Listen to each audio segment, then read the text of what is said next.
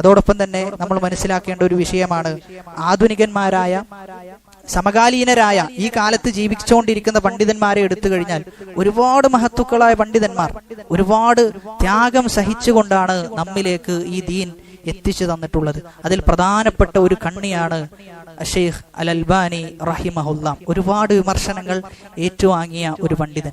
ഉമർ അൽ ഫല്ലാത്ത് എന്ന് പറയുന്ന അദ്ദേഹത്തിന്റെ തൊട്ടടുത്ത് താമസിക്കുന്ന ഒരു അയൽവാസിയാണ്. ഉമർ അൽ ഫല്ലാത്ത് പറയാണ്, ഞാൻ എൻ്റെ ഭാര്യയുമായി എൻ്റെ കുട്ടികളുമായി സംവദിച്ചു കൊണ്ടിരിക്കുകയാണ്, അവരോട് സംസാരിച്ചു കൊണ്ടിരിക്കുകയാണ്.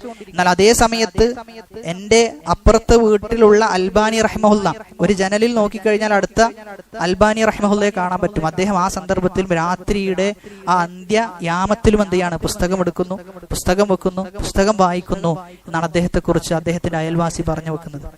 അദ്ദേഹത്തിന്റെ വീട്ടിലേക്ക് മദീനയിൽ പഠിക്കുന്ന വിദ്യാർത്ഥികൾ അദ്ദേഹത്തിന്റെ വീട്ടിലേക്ക് പോയി. ഇരിക്കാൻ ഒരു സ്ഥലം ഇല്ല എന്നാണ്. എല്ലാ സ്ഥലത്തും എന്ത് ചെയ്തിട്ടുണ്ട്, പുസ്തകങ്ങൾ തുറന്നു വെച്ച് അദ്ദേഹം റിസർച്ച് നടത്തിക്കൊണ്ടിരിക്കുകയാണെന്നാണ്.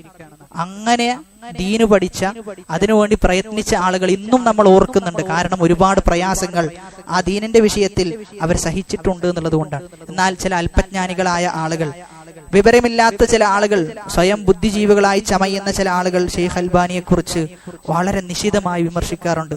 ഷെയ്ഖ് അൽബാനി ഇമാമല്ല, അദ്ദേഹത്തിന് ഒരു അറിവുമില്ല, ഹദീസിന്റെ വിഷയത്തിൽ അദ്ദേഹം വെറുതെ ഇങ്ങനെ എഴുതി വിട്ടതാണ്, ദഈഫാണ്, സഹീഹാണ് എന്നൊക്കെ പറയുന്ന ആളുകളുണ്ട്. വളരെ നിശിതമായി യാതൊരു പ്രതിപക്ഷ ബഹുമാനവുമില്ലാതെ വിമർശിക്കുന്ന ആളുകൾ.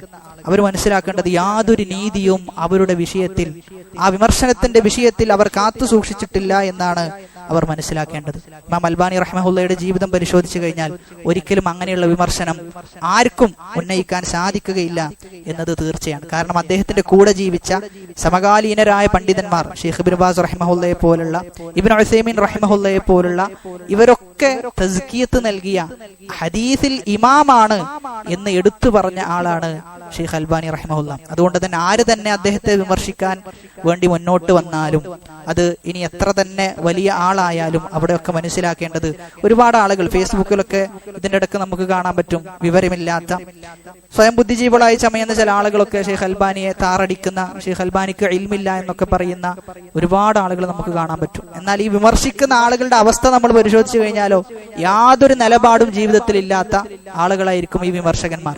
ഒരു നിലപാടുണ്ടാകൂല. ഉമർ ഇബ്നുൽ ഖത്താബ് റളിയല്ലാഹു അൻഹു പറഞ്ഞതുപോലെ, ചെന്നായ അങ്ങും ഇങ്ങും ഓടുന്നത് പോലെ ഒരിക്കൽ എന്ത് ചെയ്യുന്നുണ്ടാവും, ഒരിക്കൽ ഒരു ടീമിലായിരിക്കും ഉണ്ടാവുക, അടുത്ത കഴിഞ്ഞാലോ അടുത്ത ടീമിൽ. ഇങ്ങനെ നിലപാടില്ലാത്ത ആളുകളാണ് ഷെയ്ഖ് അൽബാനി റഹ്മഹുള്ളയെ കുറിച്ച് വിമർശിച്ചു കൊണ്ടിരിക്കുന്നത് എന്നാണ് നമ്മൾ